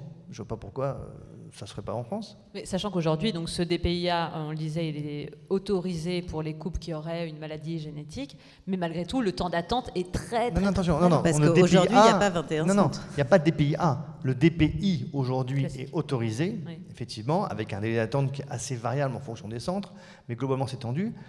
L'objectif, ce n'est pas de faire du DPI partout, c'est de faire du DPI-A. Je pense que c'est ça qui est important. Alors après, si on a le DPI-A, il y a probablement certains types de DPI que les laboratoires pourront faire. Parce que ça reste du chromosome. Si vous avez des anomalies chromosomiques, peut-être effectivement que les laboratoires qui vont faire le DPI-A pourront faire le DPI. Et encore, hein, il va falloir qu'on fasse encore des papiers. Mais voilà, c'est vraiment pour essayer d'améliorer. Est-ce qu'il faut qu'il y ait beaucoup de laboratoires qui proposent le DPI-A ? Pour moi, ma réponse est très claire. Je pense qu'il faut beaucoup de laboratoires qui pratiquent la biopsie embryonnaire. Et après, est-ce qu'il y aura un ou plusieurs laboratoires qui analyseront l'embryon ? De toutes les façons, en France, la génétique, ça se résume grosso modo à 2 très gros laboratoires, d'accord ? Et puis les laboratoires universitaires, pour faire schématique. Donc, voilà, encore une fois, je pense que ce n'est pas un problème. Le problème, ça va être vraiment l'embryologiste qui va ponctionner les cellules. Et une fois que ça sera fait, après, ça va rentrer en routine. Mais finalement, le biologiste qui a déjà l'habitude de faire l'ICSI, de travailler avec ce matériel, est facile de peindre. Ce n'est pas une chose complexe. Hein. C'est déjà l'habitude de travailler tous les jours avec le microscope. Ce n'est pas complexe. Non. Valentina, quand vous entendez des professionnels de la santé raconter ce qu'ils racontent là et un peu leur désarroi face au fait de ne pas pouvoir utiliser cette technique, qu'est-ce que vous pouvez ressentir par rapport à votre propre parcours ? Ce serait bien si en France on pourrait avoir accès à tout ça, mais comme le dit le professeur Vialard, ce sont des mots quand l'association des vite, rapidement, et la génétique ici c'est compliqué, ça prendra du temps. C'est pour ça que nous personnellement, mon mari et moi, on a décidé d'aller en Espagne. Parce qu'il n'y a pas que le DPI aussi. Parce que moi, je suis tombée enceinte grâce à 6 biopsies aussi. Parce que c'est la première étape, mais après, il y a d'autres. Donc, il y a d'autres temps qu'il faut... Vous avez trouvé que le suivi en Espagne, alors sans vouloir tout décrédibiliser, mais en tout cas avec le professeur Obrador, vous a permis d'aller plus loin et de découvrir plus de choses que ce qui était possible en France, comme quoi, par exemple ? Après, on a dû faire des biopsies parce que suite à l'IMG et aussi à une fausse couche, j'avais des soucis, j'avais une infection qui ne voulait pas me quitter et du coup on a dû faire plusieurs biopsies justement pour voir si le traitement d'antibio fonctionnait. Et voilà, donc c'est aussi ça à réfléchir, parce que une femme qui subit certains traitements, certaines épreuves aussi, c'est pas facile. Donc il y a aussi d'autres choses auxquelles il faut réfléchir. Elle a raison, c'est pas anodin du tout, une interruption médicale de grossesse. Il y a des complications, des rétentions, des synéchies, des infections qui peuvent après conditionner le pronostic d'une grossesse future. Donc l'interruption médicale de grossesse peut induire des fausses couches ou des échecs d'implantation par la suite. Comme je disais avant, hein, le premier étage, c'est d'avoir un embryon de paix correct. Mais cet embryon, je dis toujours que c'est comme un lingot de platinium avec des brillants dessus. Une chose avec beaucoup de valeur. Si vous avez un lingot de platinium avec des brillants dessus, vous ne mettez pas à côté de vous. Vous regardez pas dans le frigo, vous regardez dans le banque suisse. C'est une comparaison stupide. Mais c'est vrai. Valentina a eu 2 embryons de paix corrects. C'est super, pas 2. Quelquefois, on a 1. Quelquefois, on a fait 2 FIPS pour avoir un embryon. C'est beaucoup d'énergie. Cet embryon a une valeur incalculable. Alors, nous, avant de tenter cet embryon, on contrôle d'autres choses. Parce que quelquefois, quelque chose de facile à corriger, facile, hein, comme une infection qu'on doit traiter, on doit donner un antibiotique, on doit réviser, que tout est dans le bon moment. Parce que sinon, on va perdre cette lingot de platinium si on le met dans le mauvais moment avec une infection qui ne va rien donner. Alors, ça c'est important aussi. On est conscient de l'énergie que demande voir cet embryon. Et quelquefois, cet embryon, peut-être, il ne va pas retourner. Si cet embryon ne marche pas, que malheureusement, on ne peut pas toujours qu'on va réussir, hein, mais si cet embryon ne marche pas, peut-être on ne va pas avoir un embryon égal comme cette. Jamais. On peut passer le don d'ovocytes, on peut passer d'autres techniques, mais pour ça, c'est la dernière opportunité qu'il y a cette femme. C'est pour ça qu'on doit mettre toute l'énergie, et ça prend du temps. Et ça prend du temps, d'énergie. Mais ce n'est pas l'hasard, on doit tout maîtriser au maximum possible. Après, on va tout contrôler, non, on va toujours réussir, non, mais on doit savoir qu'on a fait tout le possible pour arriver. Alors, avant de prendre quelques questions, s'il y en a, venir en Espagne, ça a un coût aussi. Un coût déjà un peu en temps, même si on peut le gagner, ce temps, finalement, en évitant de transférer des embryons qui ne seront pas bons. Mais ça a un coût financier qui n'est pas celui de la France, puisque 4 tentatives sont remboursées en France. Venir en Espagne, ça veut dire payer des billets d'avion, un hôtel. Les cliniques, qui sont souvent des cliniques privées, sont payantes aussi. Quand on est un couple, comment on fait le choix à un moment de se dire, bon, bah là, il va falloir que je dépense 10, 15 000 euros peut-être pour aller en Espagne, sans savoir finalement, au final, si ça va fonctionner. Comment on fait le choix? Comment vous envoyez des patients? J'ai des patients qui ont vendu leur appartement. Bon, c'est pas le plus fréquent, heureusement, mais c'est sûr que ce sont des grosses dépenses. Après, c'est le projet d'une vie, un bébé. Donc, c'est aux dépens d'autres dépenses. Effectivement, ils partent pas en vacances plusieurs fois. Enfin, ils économisent pendant des mois. Pour pouvoir aller en Espagne, mais effectivement, parfois j'ai des patients qui veulent continuer la FIV en France et je leur dis franchement, je pense que ça vaut pas le coup entre payer, je sais pas, 2000 euros une FIV en France, parce que nous, dans le privé, il y a des... Voilà, le coût d'une FIV dans le public, je pense que ça doit être 1000 euros, 1200 euros, un truc comme ça. Voilà. Tout remboursé par la Sécu. Et donc, entre avoir 800 euros d'écart et payer 10 000 en Espagne, en fait, il vaut mieux aller payer 10 000 en Espagne. Ça ne sert à rien de jeter 2 000 euros par la fenêtre, en fait. Donc, ce sont des dépenses importantes, mais s'ils veulent avoir un bébé, c'est parfois des dépenses nécessaires. Moi, je dirais une autre chose, c'est qu'en France, on prône l'accessibilité aux soins pour tout le monde. Ben là, on n'y est pas. Hein. Là, on n'y est pas du tout. Hein. Alors, parce que, comme dit Meryl, 10 000 euros, il faut avoir les moyens. Hein. Et je pense sans être sûr du résultat au final aussi, c'est ça qui est complexe. C'est-à-dire que si on vous dit demain, vous payez 10 000 euros pour être sûr d'avoir un enfant, très bien. Mais si là, on n'est pas forcément sûr qu'il y a on n'est pas sûr, mais enfin 80%, c'est pas mal quand même. Oui, bien entendu. Mais il peut y avoir aussi un échec, ça peut arriver, et donc du coup, il faut aussi s'y attendre aussi. Alors, il y a une étude qui a été faite par une équipe de New Jersey. Le premier auteur, c'était quelqu'un qui travaille à Foch maintenant, et ils ont fait du DPIA de façon successive pour regarder effectivement quel est le pourcentage, alors c'est rétrospectif, hein, mais quel est le pourcentage de patientes qui ne sont pas tombées enceintes à la fin. 5%. Donc ça marche quand même pas mal, hein, ça doit marcher quand même pas mal. Hein. Alors effectivement, 5%, ça reste 5%, mais au moins on ne peut pas tout arriver à faire tout.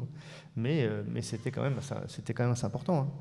Alors moi, je pense que c'est un petit peu trop exagéré, 5%. Je pense que c'est pas vraiment ça, mais je pense que oui, on va franchement améliorer.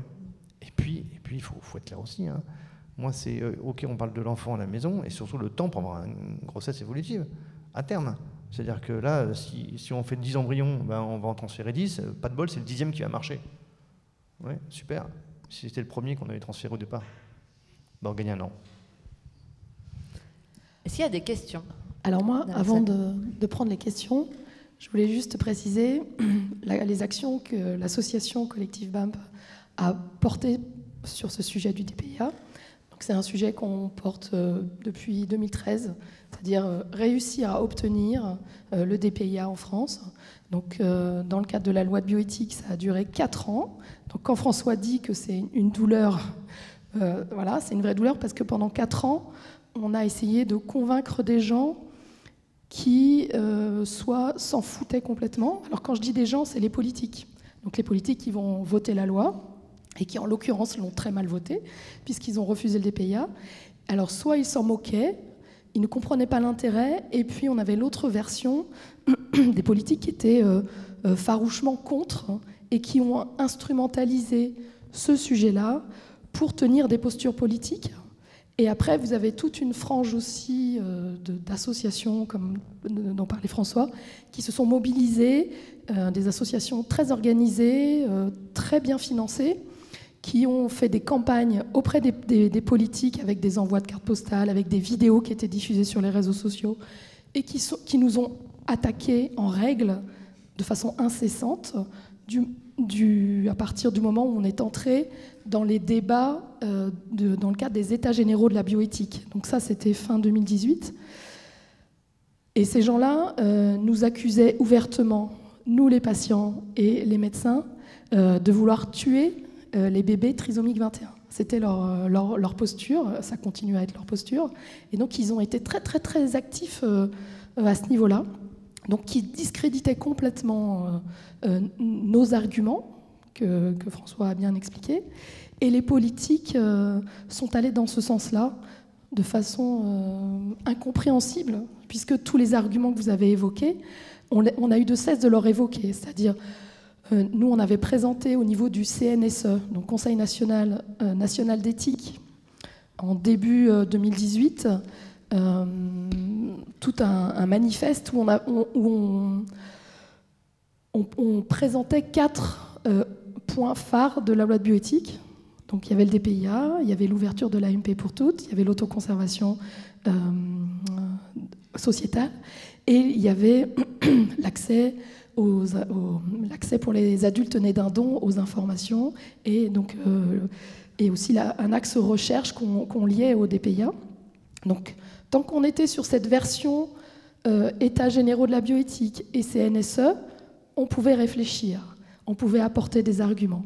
À partir d'un moment, le Parlement s'est saisi du sujet, donc les groupes politiques se sont saisis du sujet, et là, c'était plus possible en fait, parce que personne ne voulait nous écouter. C'est-à-dire qu'on avait des rendez-vous auprès des groupes parlementaires, et les personnes au Parlement, sauf un, François, dont j'ai oublié le nom, Philippe Bertha. Voilà, Philippe Bertha, qui était un député, un scientifique, qui est le seul à avoir défendu dans l'hémicycle le DPI-A, mais sur les 500, je ne sais pas combien députés, il n'y en avait aucun qui a défendu cette posture-là. On a parlé de la souffrance des femmes, on a parlé des pertes de chance, on a parlé des questions économiques. Il y avait la Cour des comptes qui avait publié un rapport en 2019 qui demandait à ce qu'on rende les parcours de PMA plus efficients et parler du DPI-A comme une solution. Enfin, voilà, tous les voyants étaient au vert dans les professionnels et les instances un peu concernées, mais au niveau politique, ça a été no way, et c'était surtout l'impossibilité de réfléchir. C'est-à-dire, on se met autour d'une table et on argumente comme on le fait là, et donc après, on peut prendre des décisions. Là, c'était vraiment des postures, et donc ça, moi, j'ai passé 4 ans en colère incessante Avec François, on a fait des rendez-vous en visio avec tous les députés qui voulaient bien nous écouter. En première lecture, ils n'étaient pas du tout en capacité d'entendre. En deuxième lecture, un peu plus, mais c'était foutu. Il faut quand même rappeler qu'à un moment donné, on a changé de ministre de la Santé. On est passé d'Agnès Buzyn, qui était ouvertement contre, pour des motifs personnels, je pense. On est arrivé Olivier Véran. Et là, ça a été un vrai élan positif pour moi, parce qu'en tant que député, il était OK. Et donc, à ce moment-là, on était prêt à ouvrir le champagne et à dire « Oh là, c'est bon, c'est gagné ». Et en fait, il devient ministre de la Santé. Et là, il nous sort « Ah non, non, on va faire des PHRC. Vous, les scientifiques, vous allez prouver que ça fonctionne bien, alors que dans le monde entier, c'est déjà prouvé. » Donc, on perd à nouveau de l'argent, on perd à nouveau du temps, et on continue à plonger les patients, les couples, les femmes, dans des souffrances abominables. Parce qu'on fait du diagnostic. Et là, pour les personnes en parcours de FIV, les choses, voilà, c'est pas, on ne voulait pas tout et n'importe quoi comme ça se fait dans certains pays. Pour les personnes en parcours de FIV, à partir d'un certain âge, puisque en dessous d'un certain âge, il est montré que ça n'apporte pas plus de bénéfices, il faut, avec le consentement des patients, faire ce diagnostic. Et on va gagner, on va optimiser les parcours de soins, on va perdre moins d'argent au niveau de la sécurité sociale, et on va faire gagner en qualité de vie les personnes en parcours d'AMP. Je dois dire aussi qu'on a fait plein de pétitions pendant les 4 ans sur ce sujet-là spécifiquement pour mobiliser les patientes. Alors peut-être qu'on les a mal fait, on s'est remis en cause sans cesse, on n'obtenait pas de signature, c'est-à-dire les gens ne se sentaient pas concernés. Et ça a été très difficile pour nous aussi parce qu'on se disait nos parlementaires ne nous écoutent pas. Les patients en parcours d'AMP ne s'intéressent pas à ce sujet-là. Et donc, on avait vraiment l'impression de se battre un peu contre des moulins à vent. Après, avec François, on a essayé d'aller jusqu'au bout, jusqu'aux dernières lectures, de convaincre les gens et tout ça. Et à un moment donné, on a bien compris que c'était cuit. Alors là, il faut relancer. Il y a les PHRC, on attend, mais... ça a été vraiment compliqué. Donc, si ce sujet-là est important pour vous, surtout, voilà, prenez attache des associations et il faut qu'on arrive à faire avancer les choses ensemble et à montrer qu'on n'est pas là pour choisir la couleur des yeux ou tuer les bébés trisomiques 21. Voilà, c'était mon petit...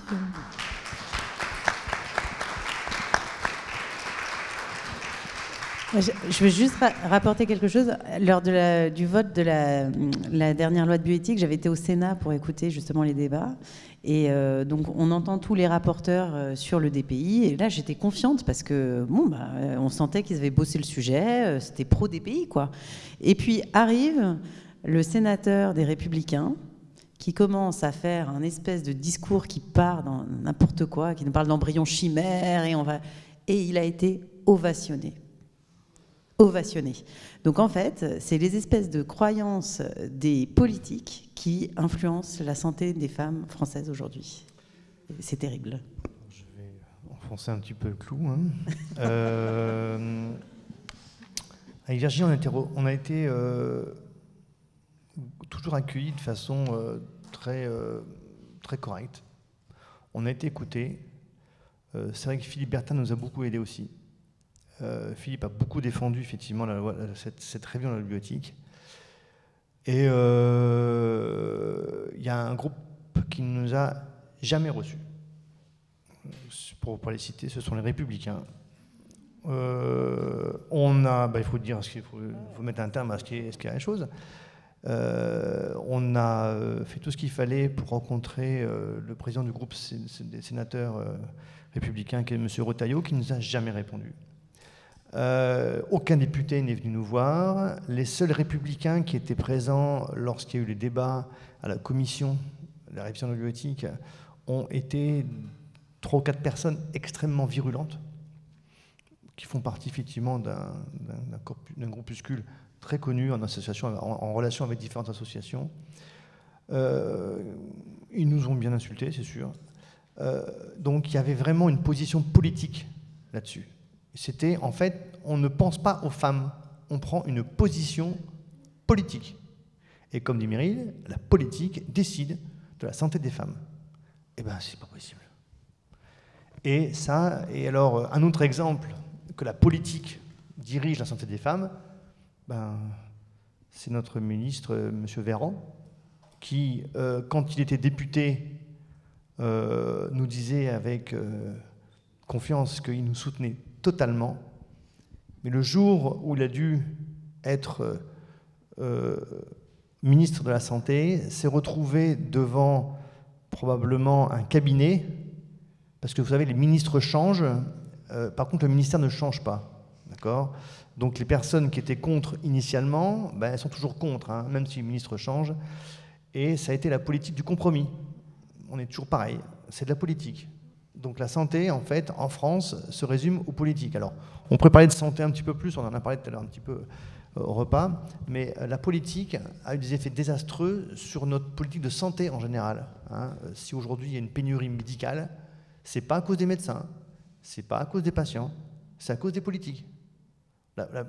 On ne gère pas la médecine par des politiques, c'est pas possible. Voilà. Est-ce qu'on peut prendre quelques questions ? J'ai une question, je voulais juste savoir, est-ce qu'il y a eu la même résistance au moment des FIV ICSI et IMSI et tout, parce que je ne sais pas si c'est quelque chose qui est lié au fait qu'on touche l'embryon et tout. Moi, par exemple, j'ai appris aujourd'hui que c'était une biopsie des cellules qui vont donner le placenta et pas de l'embryon, alors qu'avant, je pensais que c'était un stade plus précoce. Et voilà. Et je voulais savoir si tout ce qui était, quand vous avez commencé à faire les FIV IMSI, ICSI, il y avait eu aussi des débats comme ça pour et une même résistance. Voilà. Parce que pour situer, du coup, ICSI-IMSI, c'est pour aller sélectionner les spermatozoïdes les plus beaux. Micro-injecter un spermatozoïde. Alors, on était un peu jeunes, d'accord, hein. Alors, je rappelle que la première fécondation in vitro, c'est 1978. La première ICSI, si je ne me trompe pas, c'est 91 ou 93. Hein. Donc, alors on était un peu plus vieux, mais on était des petits jeunes, hein, donc on n'était pas très écoutés. Hein. Normalement, on est des petits jeunes, hein, on a une bonne expérience. Toi, tu n'étais pas encore né, je crois, il me semble. Non, 93, t'exagères, t'es gentil. Et donc, non, je pense pas. Je pense qu'il n'y a pas eu autant de débats. Il y en a eu. La biotique, c'était quand même à cause de l'embryon. Hein. C'est quand on a commencé à dire qu'on pouvait analyser l'embryon. Alors, si je ne me souviens pas, mais je ne sais pas des bêtises, c'est Jacques Chirac qui a mis dans la loi qu'il ne fallait pas toucher l'embryon, modifier le génome de l'embryon. Ça, on est tous d'accord, hein, ça c'est pas possible. Est-ce que techniquement on peut le faire? On le fait sur la souris, donc je pense qu'on peut le faire chez l'humain, hein, donc ça ne posera pas de problème. Maintenant, voilà, c'est un problème fondamental, c'est-à-dire est-ce qu'on veut changer notre espèce, d'accord? La réponse, pour moi, c'est pas possible. Voilà. Mais oui, mais enfin, c'est bien de le dire. Oui. C'est tout là, en fait. Ouais, mais moi je le dis, hein, je fais des modèles animaux, mais mon animal que je ne toucherai pas, c'est l'humain. Mais si vous voulez, on n'est pas cru. Hein. Si vous voulez, moi je vois la société aujourd'hui française un petit peu particulière, et je pense qu'on a eu un exemple concret lorsqu'il y a eu le Covid. Je pense que notre profession n'a pas été super communicante durant le Covid, avec des gens qui parlaient à tort et à travers, alors qu'en fait on ne savait pas. Et je pense que je comprends tout à fait en fait que les gens parfois perdent confiance, parce qu'effectivement quand on les entendait pendant le Covid, c'est vrai qu'on se posait des questions. Alors ils disent que si c'est pareil pour d'autres choses, voilà, c'est un problème de crédibilité aussi. Hein. Il faut qu'on soit beaucoup plus crédible. Le problème, c'est qu'on n'a pas été pour le Covid. Donc, est-ce qu'on a apporté une image, je dirais... Mais ça date d'avant le Covid. Il y a une défiance... Oui. Mais il y a une défiance. Mais je ne sais pas d'où elle vient, d'ailleurs. Parce que pourquoi ne pas croire qu'on ait de bonnes intentions? Je ne sais pas trop. Il y a des professions comme ça. Un journaliste, c'est pas beaucoup mieux, je peux vous rassurer. Est-ce qu'on a d'autres questions? Oui. Bonjour à tous. J'ai une question. Je suis en parcours PMA en France en tant que femme célibataire. Je suis espagnole et j'ai fait à l'envers que tout le monde. Donc, j'habite en France, du coup, j'ai fait mon parcours en France. Je suis à ma 3e FIB. 3 IAD, 2 FIB. J'enchaîne avec la 3e avant de passer à un accueil d'embryon ou à un double don. J'aimerais savoir s'il y a la possibilité de transférer en Espagne mes embryons pour les faire tester là-bas. Alors, il faut passer par l'agence de biomédecine C'est un parcours du combattant. C'est pas impossible, mais c'est difficile.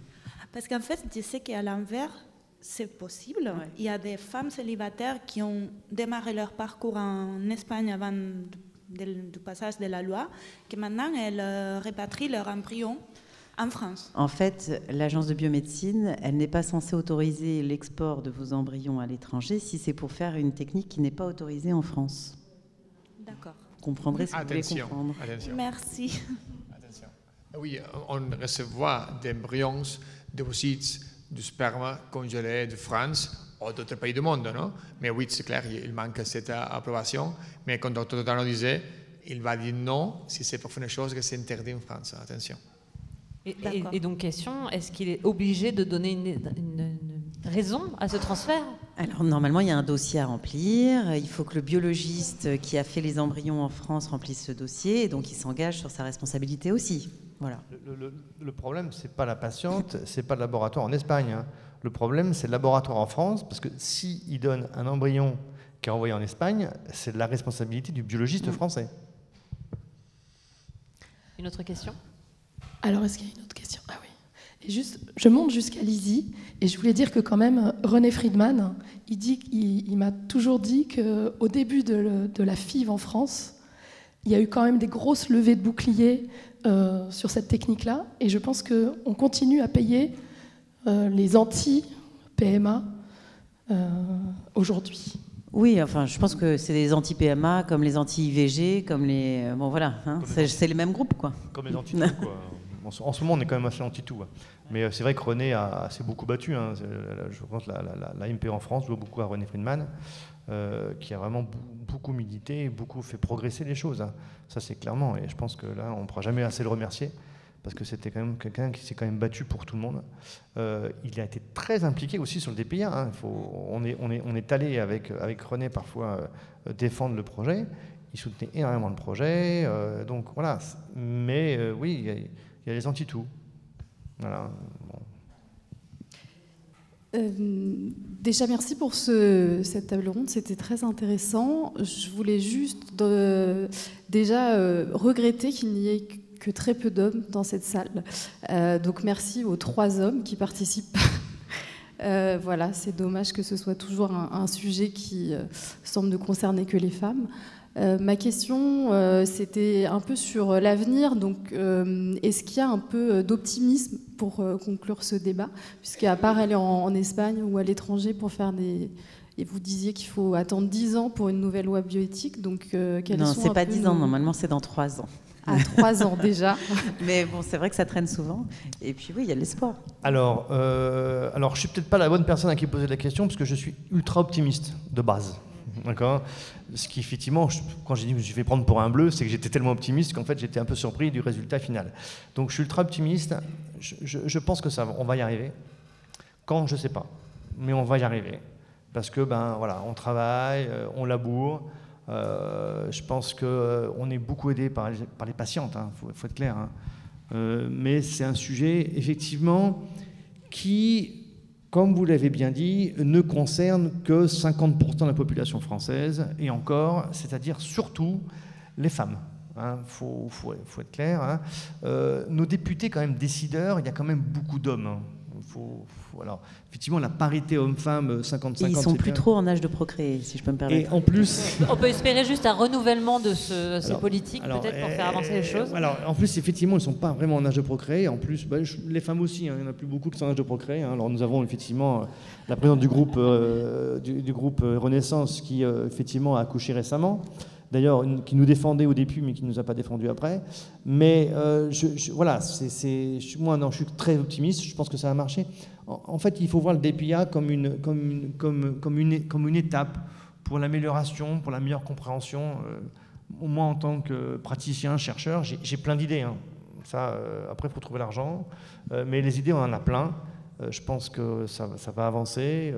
Là, il y a un plan fertilité, donc je pense que qui va nous donner un petit peu de boost, j'espère. Donc voilà, maintenant, oui, la loi prend du temps. Je pense que tant que les PHRC ne seront pas terminés, ça va être compliqué. Hein, le nôtre se termine dans 4 ans. Donc voilà, il faut un ordre d'échelle. Hein. Ce qu'on avait dit avec Virginie, pour un petit peu stimuler un petit peu tout le monde, c'est que une loi de bioéthique, c'était une génération de femmes qui perdait ses chances, hein, puisqu'il faut compter à peu près 10 ans. Donc moi, j'estime que c'est une génération de femmes. Donc là, on en est déjà à 3. On va arriver, j'espère qu'on n'aura pas la 4e, mais c'est une réalité. Hein. Et ça a été pas écouté. Et pour en revenir au débat qu'on a eu pour la commission de la révision de la loi bioéthique, dans la salle, il n'y avait quasiment que des hommes. À l'inverse. Voilà. J'ai trouvé que les députées femmes étaient peu ou pas présentes. Oui, bah, c'est-à-dire que quand on dit... parce qu'on aurait pu croire qu'avec le premier après les premiers parlementaires, La République En Marche, qui étaient plus représentatifs de la société française, plus de femmes, des gens plus jeunes, ils ne nous ont pas auditionnés. C'est-à-dire qu'on n'arrivait pas à avoir de rendez-vous avec ce gros groupe parlementaire qui était qui se présentait comme novateur, puisqu'il portait la PMA pour toutes. On n'a pas été auditionné. Il y a Stéphanie qui est là. Elle a été auditionnée en 2e ou 3e lecture grâce au travail qu'on avait fait avec les enfants d'Arc-en-Ciel, la PGL, le planning familial. Et donc, à un moment, ils disent « Oh, il faudrait quand même que quelqu'un de la République En Marche te reçoive. » Et c'était en 2e ou 3e lecture. Donc, voilà. C'était juste pour faire plaisir. Donc quand je vous disais que le sujet a été instrumentalisé politiquement, c'était ça la réalité. Ils n'ont pas voulu nous auditionner. On a été auditionnés par des petits groupes ou mais la République En Marche, non. Et ils avaient des consignes. Ils nous tenaient des propos hallucinants quand on arrivait à les coincer au bistrot de l'Assemblée nationale. Et pour te répondre, Lizzie, il y a 2 choses de positives. C'est que là, on a travaillé avec les associations qui sont là, donc les enfants d'Arc-en-Ciel, Maman Solo et d'autres associations, pendant 1 an et demi, dans le cadre du comité de suivi de la loi de bioéthique, où là, on mettait enfin en place quelque chose d'intelligent. Bon, ça a été hyper dur, c'était compliqué, on se faisait un peu malmener, mais on a rassemblé dans des réunions très régulières pendant 1 an et demi les associations de patients, les sociétés savantes, les administratifs de la DGS, de la DGOS, du ministère de la Santé, de la CNAM, du CNSE. C'était compliqué. On voyait bien qu'il y avait des différences de culture, d'approche, de compréhension, puisque c'est des acteurs qui traitent d'un même sujet, mais sur des champs complètement différents. Ça a été difficile, mesdames, quand même. On peut le dire que c'était compliqué parce qu'il fallait... On était dans ce comité de suivi de la loi en train de reparler de la loi en disant mais en fait tout ça on vous l'a déjà dit avant que vous votiez et là on est en train de gérer la misère que vous avez mis dans la vie des femmes. Mais finalement, au bout du compte, on a quand même obtenu des choses. On a notamment obtenu que je pense que la DGS et la DGOS ont quand même à un moment donné ouvert leurs oreilles et se sont dit « Ah oui, tiens, quand même, ce qu'elle dit, c'est pas des conneries, c'est peut-être intéressant, on pourrait peut-être s'y intéresser. » On a obtenu d'avoir des rendez-vous. Nous, cette année, on fête les 10 ans de l'association avec la CNAM et avec le CNSE qui gère les remboursements à l'étranger. Mais ça, c'est la révolution, c'est-à-dire qu'un système administratif accorde des rendez-vous à des associations pour qu'on puisse discuter ensemble de ce qui peut être amélioré. Et toujours sur ce comité de suivi de la loi qui a pris fin au mois de juin, maintenant il se transforme dans un autre type de réunion, où moi, mon grand espoir, c'est que justement, on ne soit pas sur une révision de loi de bioéthique, on ne sait pas trop quand, parce que normalement c'était... Là, on a été une révision de loi de bioéthique sur 10 ans, alors qu'on aurait dû être à 7 ans à l'époque. Mais les gouvernements multiples et variés ont repoussé le problème, et donc on s'est retrouvé sur une révision à 10 ans. Et là, mon grand espoir, c'est que l'Agence de la biomédecine soit un peu attentif à cette nécessité d'aller plus vite dans les révisions et de tenir plus compte de l'ensemble des acteurs qui doivent, eux, travailler ensemble, puisque c'est eux qui sont concernés par le sujet, qui mettent en œuvre le sujet, et que ça ne soit pas un truc qu'on balance un jour à des politiques qui n'y comprennent rien et qui instrumentalisent, mais qu'on puisse, via ces réunions... Alors moi, je suis des fois optimiste et des fois pessimiste, mais là, je me dis, j'essaye de me convaincre qu'avec ce nouveau système, on va entrer dans quelque chose de plus démocratique sur cette révision de loi de politique et qu'on puisse, en premier lieu, faire travailler tous les acteurs pour apporter quelque chose qui ne soit pas un truc pondu par un administratif du ministère qui aura été influencé par X ou Y, voilà, une personne, mais que ça soit quelque chose de plus consensuel. Voilà. Alors je ne sais pas si on va y arriver, mais j'espère vraiment qu'on arrive à changer de braquet, François. Oui, non, mais pour un peu ce que disait tout à l'heure Meryl, c'est que nos députés sont vieux. La moyenne d'âge est quand même au-delà de l'âge de procréation, je dirais naturel. Enfin bon, pour les hommes, c'est un peu particulier.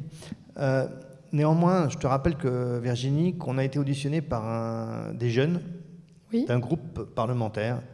Et ce qui est très troublant, c'est que c'était l'inverse de ceux qui ont voté la loi. C'est-à-dire qu'en fait, on a été auditionné par les jeunes républicains qui ont eu un accueil extrêmement attentif à notre discours. Le problème, c'est qu'ils avaient 25 ans. Et donc, eux, ils étaient vraiment concernés par ça. Quand on a 50, 60 ans, effectivement, on a passé ce cap. Et puis après voilà. Donc oui, on peut avoir quand même des enfants de 25 ans et donc regarder la société dans son intégralité. Quand on est député, on a quand même des moyens assez importants, donc on peut facilement envoyer nos enfants en Espagne. C'est comme l'IVG, c'est-à-dire qu'au moment de l'IVG, les gens qui avaient les moyens allaient à l'étranger, mais par contre, on faisait bonne figure dans la société, c'est-à-dire qu'on était respectable selon les normes de la société de l'époque. Et nous, à un moment donné, on a essayé de communiquer là-dessus, c'est-à-dire IVG, DPIA, c'est la même chose, c'est-à-dire qu'à des époques différentes, les gens, comme j'ai dit au début, soit il y avait vraiment des gens qui ignoraient, des gens qui étaient dans une vraie posture politique, et puis il y avait des gens qui sont des vrais hypocrites, en fait, et qui vont pas le voter, qui disent que c'est mal, mais si jamais leur fille ou leur fils a une problématique, il y a les moyens de compenser. Ça n'a pas été un vote de réflexion, ça a été un vote de parti. Faut bien vous imaginer ça, c'est-à-dire que les partis ont voté en bloc. C'est-à-dire que, pour avoir discuté longuement avec Philippe Berta, lui faisant partie du groupe majoritaire à l'époque, enfin toujours d'ailleurs, a dit de toutes les façons, je n'y arrive pas. Il a été convoqué par le Premier ministre à l'époque, tout ça, et en fait, ça a été un vote de groupe. Alors, il y a quelques-uns, effectivement, du groupe Renaissance, ou je ne suis pas très politique. La République en marche. La République en marche, qui ont voté, effectivement, avec Philippe Berta, principalement, effectivement, les membres de l'UDI qui ont voté comme Philippe Berta, mais sinon, ça a été un vote de groupe. Ce n'est pas un vote de réflexion. On vote en groupe parce que, effectivement, ils n'y connaissent rien. Et honnêtement, ce qui est dramatique, c'est qu'on prend des décisions aujourd'hui. Alors, c'est la médecine, mais je pense de façon globale, je pense qu'il y a plein de personnes qui ne savent pas sur quoi ils votent, en fait. Ce n'est pas politiquement correct, mais c'est un petit peu la réalité. Moi, je ne connais pas tout. Alors, effectivement, je vais faire confiance à mes collègues pour certaines choses. C'est normal, parce que je ne connais pas tout. Par contre, si je ne connais pas tout, j'essaie de m'entourer de bons avis. Et là, ça n'a pas été le cas. Voilà. Est-ce qu'il y a d'autres questions? Mais je suis optimiste. Oui, une question juste là. Il nous reste 1 minute. Hop, oui, ce que je voulais dire aussi, c'est que nous, on avait bon espoir avec La République En Marche, parce qu'on savait qu'il y en avait beaucoup dans le tas qui avaient fait de l'AMP. Et c'était les pires, en fait. Ils étaient... Ils ne voulaient pas nous parler. Oui, je vais essayer d'être rapide. Alors, c'est un tout petit peu hors sujet, mais comme on parle quand même d'implanter des embryons, de transférer des embryons qui n'ont aucune chance, je trouve que ça reste quand même dans le thème. Je trouve qu'en France, on a des examens qui existent et qui, pour le coup, sont autorisés sur l'endomètre et qu'en fait, on les fait pas. Alors, j'aimerais savoir si en Espagne, c'est fait plus automatiquement à partir d'un certain âge ou pas. Est-ce que, par exemple, mon exemple perso, forcément, hein, moi je vais avoir mon 4e transfert bientôt et il a fallu que je demande, après 3 échecs d'implantation, déjà deuxième j'avais commencé à poser des questions, à avoir des tests sur la fenêtre implantatoire, où il y a le MatriceLab qui existe aussi. Alors en plus les médecins, il y a des écoles, il y en a qui aiment bien l'un, qui n'aiment pas l'autre, etc. Donc du coup j'ai fait le WinTest et MatriceLab et en fait, j'ai besoin de 9 jours de progestérone. Donc, peut-être j'ai mal compris mon médecin, mais dans ma tête, ça veut dire que mes 3 premiers embryons, ils avaient genre aucune chance. Alors, attention, ces biopsies-là, on les fait tous parce qu'on finit par être un peu démunis ou parce que aussi, comme le disait Albert, on veut ne laisser aucun doute, mais elles sont basées sur des études, sur de très faibles nombres de patients. La fiabilité de ces études, elle est vraiment discutable. Donc, je trouve ça pas illogique qu'on ne vous ait pas fait ces tests-là en première intention. D'accord. Par contre, je trouve quand même qu'il n'y a quasiment pas d'examen sur l'endomètre en première intention de PMA, et même pour des femmes âgées, entre guillemets, comme moi. En tout cas, à part l'hystérosalpingographie pour voir la tête de mon utérus et ma perméabilité des trompes, on n'a rien fait d'autre sur mon utérus en première intention. Vas-y. Non, vas-y. Non, bon, après, je ne sais pas exactement comment vous avez été prise en charge. Il y a quand même des examens basiques, l'échographie, l'hystéroscopie.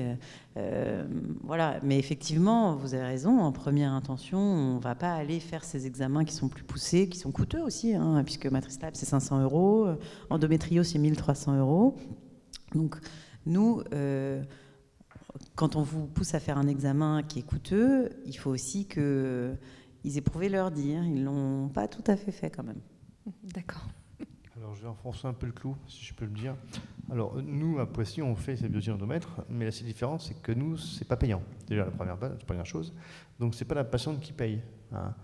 Après, on le fait dans des indications très particulières, dont vous auriez pu faire partie. Effectivement, vous êtes en échec d'implantation. Maintenant, il faut être clair. Un échec d'implantation, c'est d'abord l'embryon. Hein, c'est l'embryon d'abord, il faut regarder. Parce que l'embryon, c'est plus de 50% des échecs de reproductifs. Donc on peut faire effectivement analyser l'endomètre, mais déjà, ayons la première marche. Pourquoi on se bat? Parce que on n'a pas la première marche. Et aujourd'hui, c'est triste à dire, on propose en France des analyses, alors je peux vous en donner d'autres, hein, pour les fausses couches à répétition, c'est pareil, on propose des choses, des traitements, mais déjà à la base, on n'a pas répondu à la première question. Hein. Quand vous voyez les études internationales sur les fausses couches, on peut sortir tout et n'importe quoi, mais dès lors qu'une étude n'a pas analysé les embryons au départ, ça ne veut rien dire. Vous sortez des chiffres que vous voulez en fait, mais dès lors que vous avez des patientes qui ont des fausses couches à répétition dues à une anomalie chromosomique, ce n'est pas un problème de polymorphie, une susceptibilité d'endomètre, c'est simplement parce qu'en fait l'embryon n'était pas normal. Donc en fait, je pense que, mais que ce soit au niveau national ou international, hein, je pense qu'il va falloir qu'on ait des études randomisées, en double aveugle, peut-être pas en double aveugle parce qu'on ne peut pas chez nous, mais au moins randomisées, d'accord, pour montrer l'efficacité de certaines choses. Aucune étude randomisée n'a été faite sur les tests qu'ont fait les biopsies d'endomètre. Aucune. Parce qu'effectivement, c'est quand même un geste, certes. Alors, c'est encore un homme qui parle, hein, d'accord, hein, ça reste peu invasif, mais enfin, c'est quand même pas hyper sympathique. Donc, j'imagine. Donc voilà, c'est étude randomisée. On randomise les choses. C'est-à-dire qu'en médecine, on randomise tout. Sauf en AMP. Alors, il y a une étude randomisée qui a été faite sur le DPIA, sur les femmes jeunes, préopératatives. C'était randomisé, effectivement, clairement montré, le DPIA n'a pas d'intérêt. Mais au moins, c'est clair aujourd'hui, c'est établi. Après, il y a des études randomisées qui ont été faites sur l'âge maternel, effectivement, ça marche. Mais allons de l'avant. C'est-à-dire que si on veut prouver les choses, on fait des études randomisées. Alors, je ne suis pas non plus à dire qu'il faut faire que des études randomisées, mais enfin, quand même, c'est amélioré. Et dans tous les tests, en tout cas de réceptivité endométriale, aucun n'a été randomisé. Après, c'est qu'est-ce qu'on attend? Alors effectivement, hyper-réceptivité, hyporéceptivité, probablement que c'est important, parce qu'en fait, on va peut-être modifier un petit peu la réceptivité de l'endomètre, mais Est-ce que quand un endomètre est hyporéceptif, est-ce que c'est pas juste en fait qu'il y a un décalage de la fenêtre implantatoire? Je ne sais pas. Vous voyez qu'on a quand même beaucoup de choses encore à avancer, hein, et c'est vrai que la recherche avance pas très très vite, hein, parce que il n'y a pas beaucoup de monde qui s'intéresse à la recherche, à la reproduction, parce que c'est difficile d'avoir de l'argent, c'est difficile, il y a beaucoup de choses là-dessus. Donc voilà, je vais un peu dans le même sens que Meryl, voire même j'ai mis un pavé dans la mare. Moi, si me permettent, oui, je suis d'accord, il n'y a pas d'études randomisées pour ça. Il y a des études contre ça aussi, récemment, ok. Mais il y a beaucoup de facteurs. Si vous comparez à des pommes avec des pears, ce n'est pas toujours le même. C'est pour ça que oui, on fait ça type d'examen, même si nous sommes conscients de la limitation. Mais la première chose, c'est la première chose, être sûr que l'embryon est correct, parce que sinon, tout d'autre va être confusion, il ne va pas arriver à un endroit. Non? Mais oui, on fait beaucoup d'examens, comme on a déjà parlé avant avec Valentina, non? Même si c'est vrai qu'ils ne sont pas encore tout à fait prouvés. Mais, au cas où. La première. Merci beaucoup, on va devoir s'arrêter là. Ah, il y avait une dernière petite question. Et après, on s'arrête parce qu'on va déborder.